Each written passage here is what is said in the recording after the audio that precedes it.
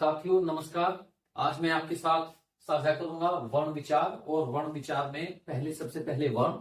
आप जानते हैं यूपी टेट चाहे सी टेट का एग्जाम हो, सभी के अंदर वर्ण विचार से 3 से 4 क्वेश्चन पूछे जाते हैं। और हाँ, क्वेश्चन 3 से 4 के अलावा कभी कभी ज्यादा भी होते हैं। अच्छी बात यह है कि संस्कृत वर्णमाला भी वर्ण विचार के जहां तक प्रश्न है वो सेम इसी से आते हैं।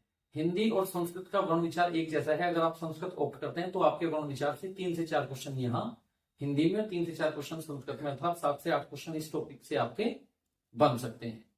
बात करते हैं वर्ण की। वर्ण भाषा की सबसे छोटी इकाई होती है, ध्वनि का सबसे लघुतम रूप। जैसे हम ध्वनि अपने कंठ से बोलते हैं, तब ध्वनि को लिखित रूप में जब लिखना होता है तो उस संकेत को हम वर्ण कहते हैं। उससे छोटा कोई और संकेत लिखा नहीं जा सकता, इसलिए उसको लघुतम इकाई, लघुतम रूप कहा जाता है, जिसके खंड करना संभव नहीं होता। इसके जहां तक प्रकार है, मुख्य रूप से 3 प्रकार हैं: स्वर, व्यंजन और अयोगवाह। अयोगवाह ना स्वर होते हैं ना ही व्यंजन होते हैं, ना ही इनका कोई ऐसा योग होता है, स्वतंत्र रूप से चल भी नहीं सकते, किसी भी वर्ण के सहारे ही इनका अस्तित्व होता है। ये अकेले कभी चल नहीं पाते, इसलिए ना ही इनको स्वर कहा जाता, ना ही इनको व्यंजन कहा जाता। बात करेंगे आज इस पूरी वीडियो के अंदर स्वर, व्यंजन और अयोगवाह की। सबसे पहले बात करते हैं स्वर की। मैंने लिखा है स्वम राजन्ते इति स्वरः, अर्थात जो स्वम से उच्चारित हो सकते हैं, बिना किसी की सहायता के जो उच्चारित हो सकते हैं, उन्हें स्वर कहा जाता है। जो स्वम उच्चारित हो, अर्थात जिनको उच्चारण करते समय मुख से निकलने वाली वायु के मार्ग में कहीं कोई अवरोध पैदा नहीं हो, उसे हम स्वर कहते हैं। इसी प्रकार व्यंजन, अगर मुख से निकलने वाली वायु के मार्ग में कहीं पर कोई अवरोध पैदा हो तो व्यंजन बोले जाते हैं। और व्यंजनों को इस प्रकार से आप देख सकते हैं, अगर हमारा ये मुख है और मुख के अंदर हमारा ये कंठ है, तब कंठ, ये हमारी तालु, ये हमारी मूर्धा, ये हमारे दंत और ये हमारे ओष्ठ।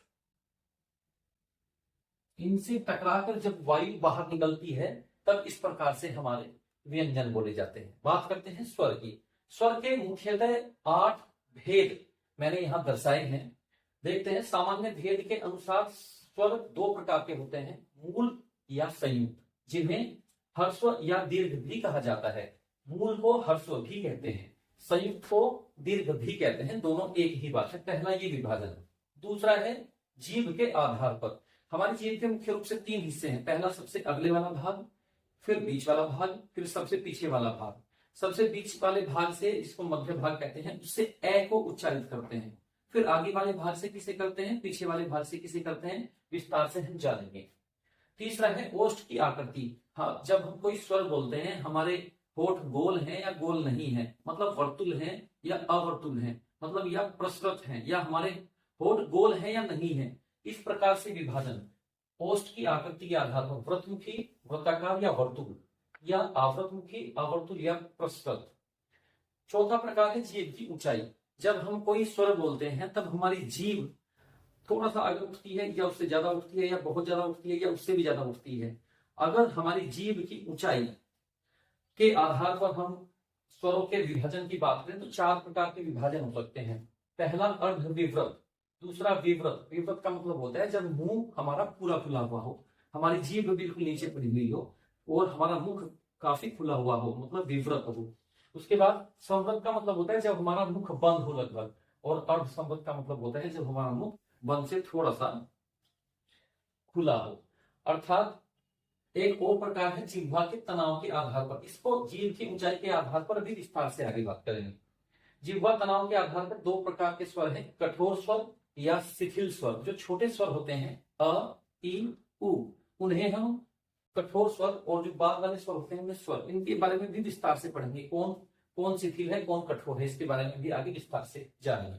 स्वर तंत्रिका के आधार पर सारे के सारे स्वर सघोष होते हैं। माफ कीजिएगा, कंठ स्थान रह गया। कंठ स्थान के आधार पर कंठ से कौन बोले जाते हैं, तालव्य से कौन बोले जाते हैं, मूर्धन्य से कौन बोले जाते हैं, दंत्य से कौन बोले जाते हैं, ओष्ठ से कौन बोले जाते हैं, कंठ तालु से कौन बोलते हैं, और कंठोष्ठ से, कंठ और ओष्ठ से मिलकर कौन बोला जाता है। स्वर तंत्र के आधार पर सारे स्वर सघोष होते हैं और तालु के आधार पर उदात्त, अनुदात्त या स्वरित होते हैं। इसके बारे में विस्तार से जानेंगे। सबसे पहले बात करते हैं सामान्य भेद, मूल और संयुक्त स्वर। स्वर का पहला भेद है मूल स्वर या हर स्वर, और दूसरा है संयुक्त स्वर या दीर्घ। मूल स्वर में केवल 4 होते हैं, अ, ई, उ और ऋषि। ये एक मात्रा वाले वर्ण हैं, एक मात्रा वाले। ये 2 मात्रा वाले होते हैं, 2 मात्रा वाले होते हैं, अर्थात ए प्लस ए आ, ई प्लस ई बड़ी ई, उ प्लस उ बड़ा उ, ऋषि और ऋषि बड़ा ऋषि। ए में ई जोड़ते हैं तो ए बनता है, ए में बड़ी ई जोड़ते हैं तो आई बनती है, ए में उ जोड़ते हैं तो ओ बनता है, और ए में बड़े वाला उ जोड़ते हैं तो औ बनता है। इस प्रकार से ये कुल मिलाकर 4 और ये कुल मिलाकर 7 होते हैं। मूल स्वर 4 और ये कुल मिलाकर 4 ये और 3 ये 7, ये कुल मिलाकर 7 होते हैं। जहां तक मूल स्वर पूछा जाए तो 4, संयुक्त स्वर पूछा जाए या दीर्घ स्वर पूछा जाए तो 7, कुल मिलाकर स्वर होते हैं 11। इसके बाद हम पढ़ेंगे आगे। स्वर को डिफाइन करते हुए एक प्रकार हमने स्वर का पढ़ा है, दूसरा प्रकार हम यहां पढ़ते हैं जीभ की स्थिति के आधार पर। जीभ की स्थिति के आधार पर जीभ के हमारी 3 भाग हैं, अगला भाग, अग्र भाग, मध्य भाग, पश्चिम भाग या पिछला भाग। मध्य भाग में हमेशा ए होता है, ए मध्य भाग से बोला जाता है, और अग्र भाग पर 4 स्वर होते हैं, वो होते हैं ए, ऐ, ई और ई। इधर आ, उ, ओ और औ, ये 5 होते हैं। अब याद करने का ट्रिक, एक छोटा सा ट्रिक है, आप चाहे तो बिना ट्रिक के भी याद कर सकते हैं, चाहे तो ट्रिक से याद कर सकते हैं। ये मैंने लिखा है कैसे हिली, कैसे हिली, कैसे हिली, अर्थात कै पे ऐ की मात्रा है, कै पे ऐ की मात्रा, सै पे ए की मात्रा है, ये भी हो गया, है पे छोटी ई की मात्रा है और लै पे बड़ी ई की मात्रा है। अर्थात कैसे हिली में कुल मिलाकर 4 मात्राएं हैं, वो चारों मात्राएं अग्र भाग से बोली जाती हैं। आप जीभ के अगले हिस्से के लिए याद करिए, कैसे हिली, अगली जीभ कैसे हिलती है, अगले वाला हिस्सा कैसे हिलता है, अग्र भाग कैसे हिलता है, मतलब कैसे हिली। कैसे में जो 4 मात्राएं हैं वही 4 स्वर अग्र भाग से बोले जाते हैं, बीच वाले भाग से ए बोला जाता है, और बाकी बचे हुए स्वर पिछले वाले भाग से बोले जाते हैं, अर्थात आ, उ, ओ और अव, ये 5 पिछले वाले भाग से बोले जाते हैं। आप इनको ऐसे भी याद कर सकते हैं, एक बार फिर से याद कर सकते हैं कि जीभ के हमारी 3 हिस्से हैं, अग्र भाग, मध्य भाग और पश्चिम भाग। इसमें हमने लिखा है कैसे हिली, कैसे हिली, तब हमें ये चारों मात्राएं एकदम से याद हो जाएंगी। बीच में हमें ध्यान रखना है कि बीच में हमेशा ए होता है, अर्थात कैसे हिली में एक ए की मात्रा आएगी ये वाली, आई की मात्रा आएगी ये वाली, छोटी ई की मात्रा आएगी ये वाली, और बड़ी ई की मात्रा आएगी ये वाली, अर्थात की 4 मात्राएं। बाकी बची हुई सभी मात्राएं यहां आती है, आ, उ और ओ और औ, ये 5 यहां आते हैं, ये 1 यहां आता है और 4 यहां आते हैं। अब बात करते हैं होठों की आकृति के आधार पर। एक विभाजन होठों की आकृति के आधार पर भी स्वरों का किया जाता है, उसके अंदर है आवर्तमुखी, अर्थात जब हमारे होठ गोल नहीं होते, अवर्तुल मतलब गोल नहीं होते, और प्रस्रव, तीनों ही नाम एक हैं, चाहे आवर्तमुखी कहें, चाहे अवर्तुल कहें, चाहे प्रस्रव कहें, तीनों ही एक बात है। व्रतमुखी मतलब जब हमारे होठ गोल होते हैं, जिन स्वरों को बोलते समय हमारे होठ गोल होते हैं। वर्तुल, जिन स्वरों को बोलते समय हमारे होठ गोल होते हैं, अर्थात ये तीनों ही नाम एक है, व्रतमुखी, वर्तुल या वृत्ताकार। वृत्ताकार के अंदर बहुत आसान है, जब हम ऊ बोलते हैं तो हमारे होठों की आकृति ऐसी ही होती है, गोल, ऊ बोलते समय, अर्थात उ, ओ और औ, ये 4 स्वर हमारे व्रतमुखी कहलाते हैं। और बाकी बचे हुए ए, आ, ई, ए, ऐ और ऋषि, ये कुल मिला के 7 वर्ण, ये 7 स्वर हमारे आवृतमुखी कहे जाते हैं। व्रतमुखी में 4, आवृतमुखी में 7, कुल मिलाकर 11 स्वर। जीभ के तनाव के आधार पर भी एक विभाजन है। जीभ के तनाव के आधार पर जो विभाजन है उसमें 2 प्रकार हैं, शिथिल स्वर और कठोर स्वर। शिथिल स्वर में ए, ई और उ, अर्थात ये 3 ही आते हैं, और कठोर में आ, बड़ी ई और बड़ा उ, ये 3 आते हैं। 3 शिथिल हैं और 3 ही कठोर स्वर है, ये भी एक प्रकार का विभाजन है, याद रखना है, कई बार पूछ लिया जाता है। जीभ की ऊंचाई के आधार पर, अर्थात जीभ हमारी, जब हमारी जीभ बिल्कुल नीचे, किसी स्वर को बोलते समय बिल्कुल नीचे पड़ी होती है, तो हमारा मुख विवर पूरा खुला होता है। अर्थात जीभ हमारे नीचे है, हमारा मुख पूरा खुला हुआ होता है। उसके अंदर केवल एक स्वर आता है जिसको आ कहते हैं। आ बोलकर देखिए, आ, तब हमारी जीभ बिल्कुल नीचे पड़ी हुई होती है और हमारा मुख पूरा खुला हुआ होता है। उसके बाद जब हमारी जीभ थोड़ी उठी होती है तो अर्धविवृत स्थिति है। जब हमारी जीभ काफी उठी रहती है अर्ध संवृत, और जब पूरी उठी रहती है तब संवृत स्थिति बनती है, जब मुख हमारा बहुत थोड़ा सा खुला हुआ होता है, मोस्टली जीभ ऊपर हमारी होती है।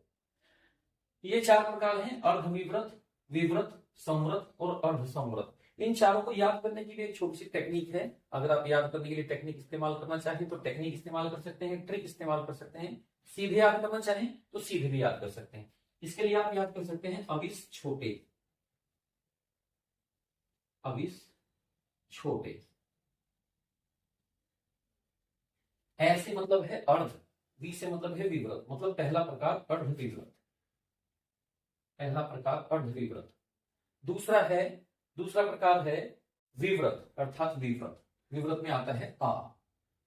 तीसरा है संवृत, संवृत में आता है ये, दूसरा प्रकार ये, तीसरा प्रकार ये। और फिर उसके बाद में विवृत का अर्ध इधर आ गया, संवृत आ गया, और संवृत का अर्ध इधर आएगा, अर्थात अर्ध संवृत ये वाला, ये चार प्रकार। अब इनको याद करने का तरीका देखिए कैसे लिखें। मैंने लिखा है अभी छोटे, छोटे का मतलब तीन वर्ण हो गए, 1 2 और 3 मैंने लिख लिए थे। यहाँ चौथे की स्थान पर यहाँ अर्ध स्वर ध्यान आएगा, वहां छोटे, संयुक्त स्वर के छोटे, संयुक्त स्वर के छोटे स्वर अर्थात ए और ओ वो यहां आएंगे, मतलब ये था। अर्थात लिखने की शुरुआत हम करते हैं आ से, विवृत स्वर है आ, लिखने का शुरुआत करेंगे, ये हमें पता होना चाहिए। जब हमारा मुख विवृत पूरा खुला होता है तो एक ही स्वर ऐसा है जो बोला जाता है, वो होता है आ, तब हमारा मुख विवृत पूरा खुला हुआ होता है, अर्थात आ मुझे याद। लिखने की शुरुआत ऐसे करेंगे यहां से,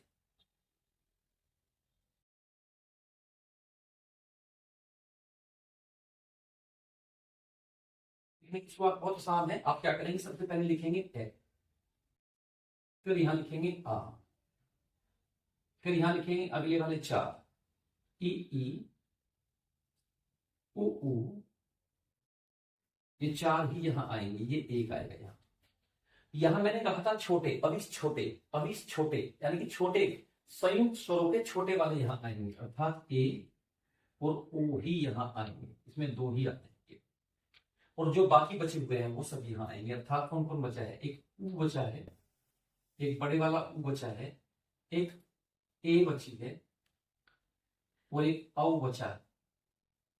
एक खास बात और है, ओ को यहां भी रखा जाता है, ये वाला ओ दोनों जगह होता है, ये अर्ध संवृत में भी होता है और अर्ध विवृत में भी होता है। अर्थात ये भी आप याद कर सकते हो 41 42, 41 42, इसमें 4, इसमें 1, इसमें 4, इसमें 2, ऐसे भी याद कर सकते हैं।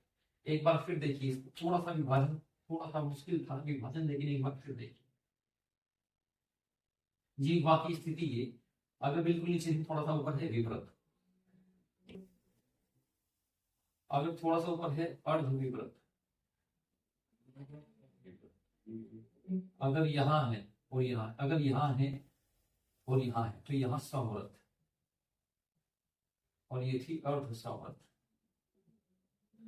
याद करने का तरीका ये है, सबसे पहले अर्ध विवृत, फिर विवृत, फिर संवृत, फिर अर्ध संवृत, और अर्ध वाले में आएंगे छोटे, अर्थात ए और ओ आएंगे, ये ध्यान रखना है।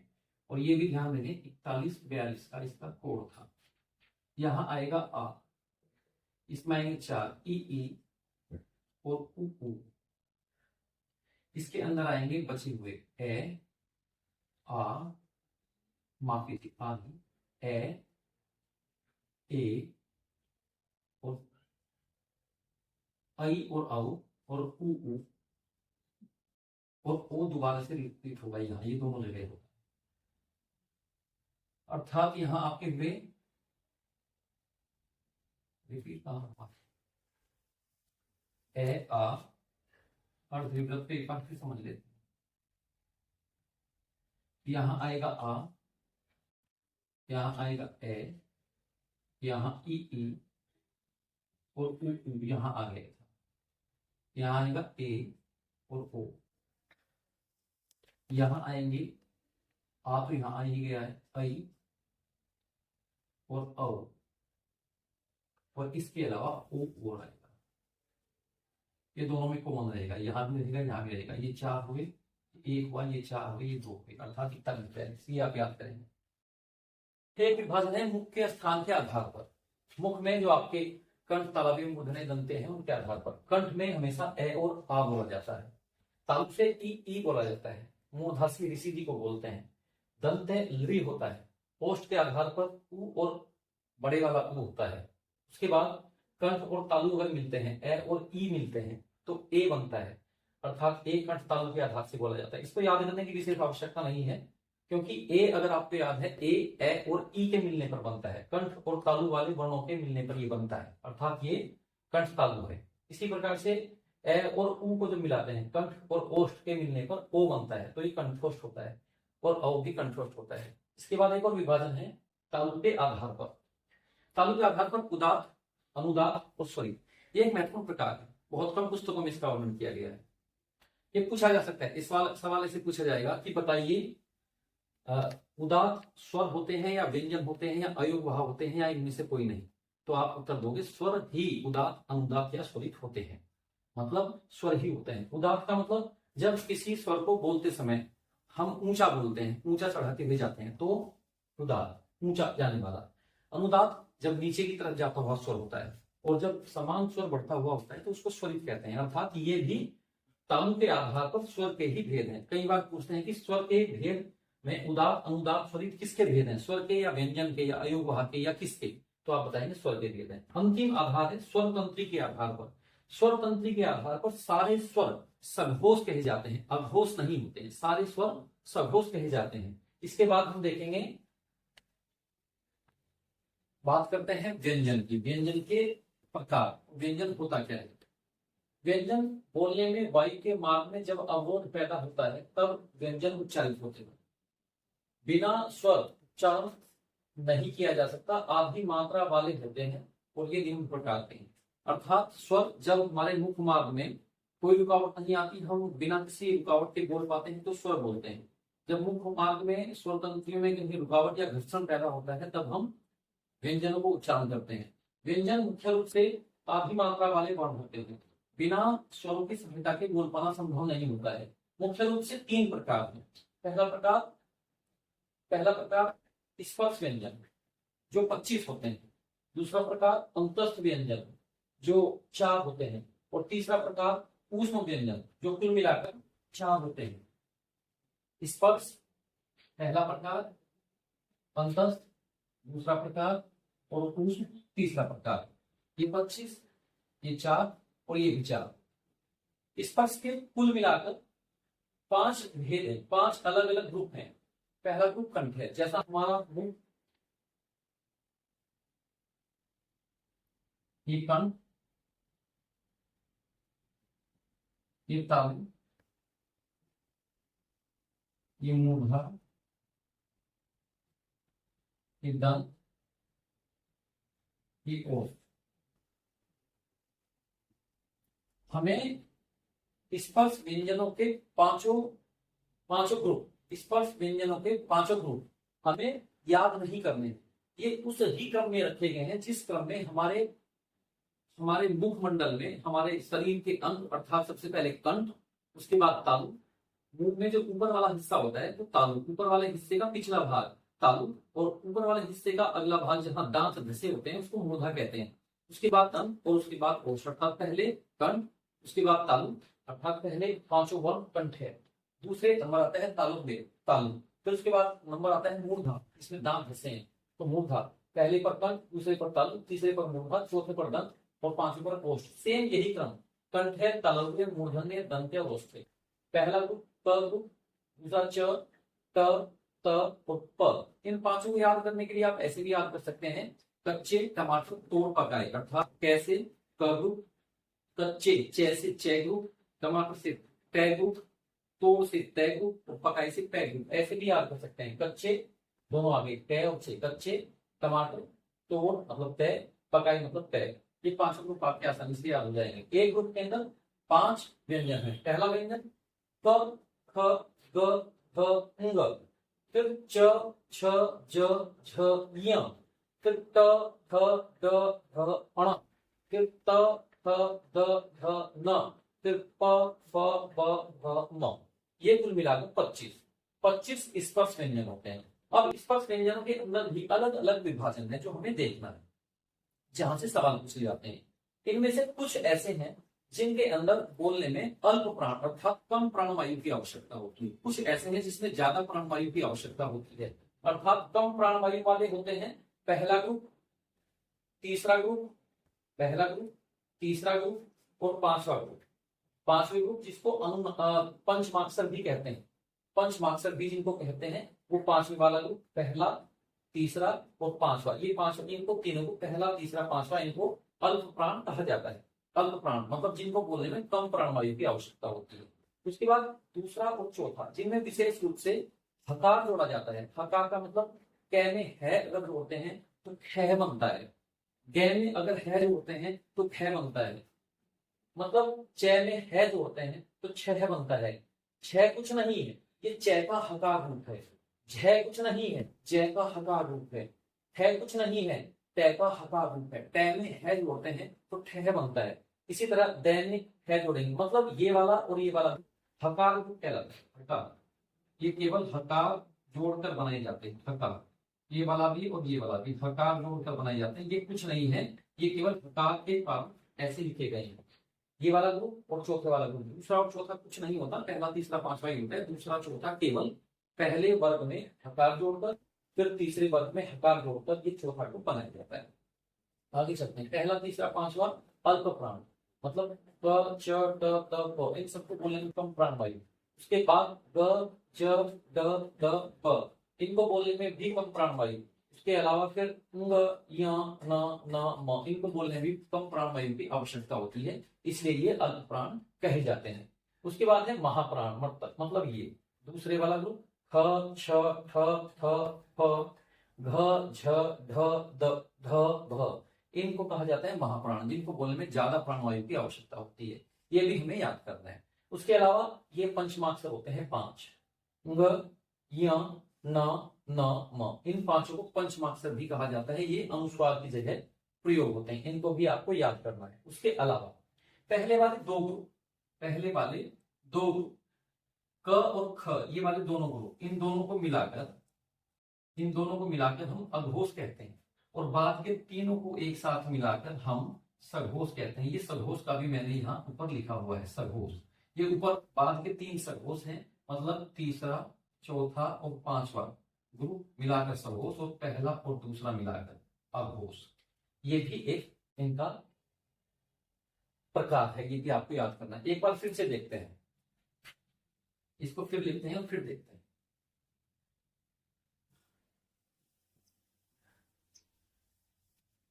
इस पर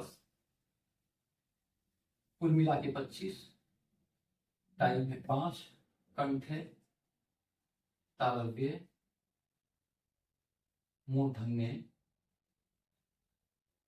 दंत्य,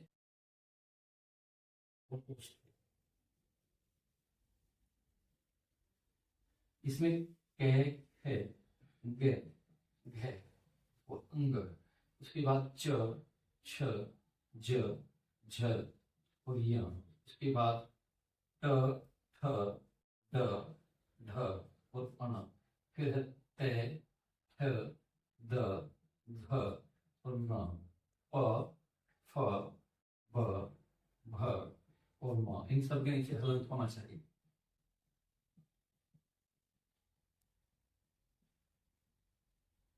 अब ये पहला, तीसरा और पांचवा ग्रुप ये अल्प प्राण है, दूसरा और चौथा ग्रुप ये महाप्राण है। ये पहले वाले 2, इनको अघोष कहते हैं, अघोष। बाद वाले 3, इनको सघोष कहते हैं। इसको अलग से पंचमाक्षर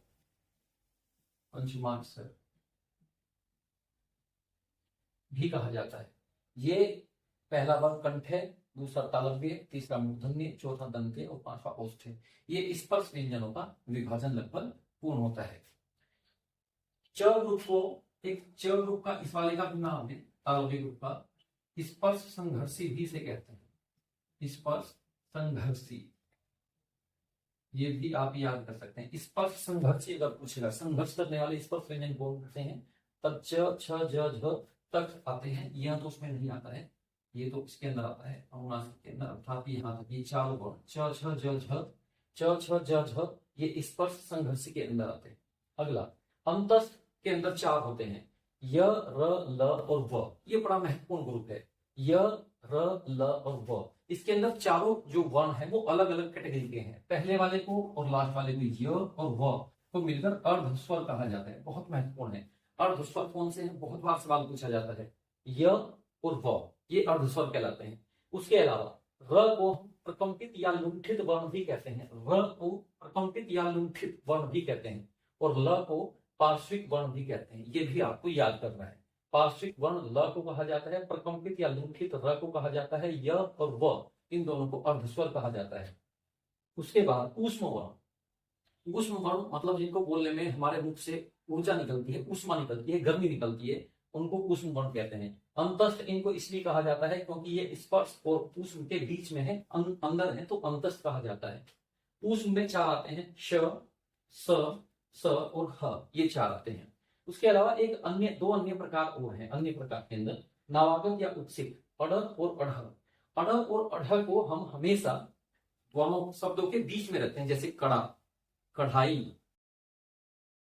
दूसरे होते हैं संयुक्त व्यंजन। संयुक्त व्यंजन के अंदर चार आते हैं, आधा क और श मिलता है अक्षय, तय आधा तय और रे मिलता है त्रय, आधा जय और ये मिलता है जैन, उसके बाद आधा से और रे मिलता है स्र। ये चार होते हैं, अर्थात चार ये दो ये छह। कुल मिलाकर जो हमारे व्यंजन है होते हैं 25 और 4 33, 25 और 4 29 और 4 33। कुल मिलाकर मूल व्यंजन है 33, लेकिन कुल व्यंजन की बात करें तो 33 और 2 35 और 4 39, कुल होते हैं 39। अर्थात सवाल पूछा जाता है कुल स्वर कितने, 11, मूल स्वर कितने, 4, संयुक्त स्वर कितने, 7।